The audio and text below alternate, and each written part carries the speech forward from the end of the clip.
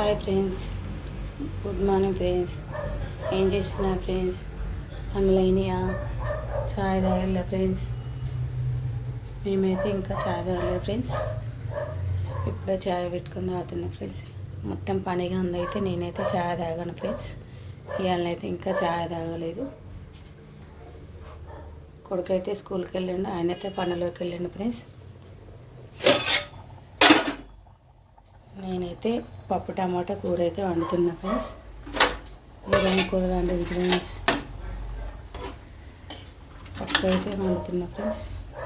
చూడండి, పప్పు కూర అయితే వండుతున్నా ఫ్రెండ్స్. మీరేం కూరలు వండిల్లు? మీ వంటలు అయినాయా ఫ్రెండ్స్?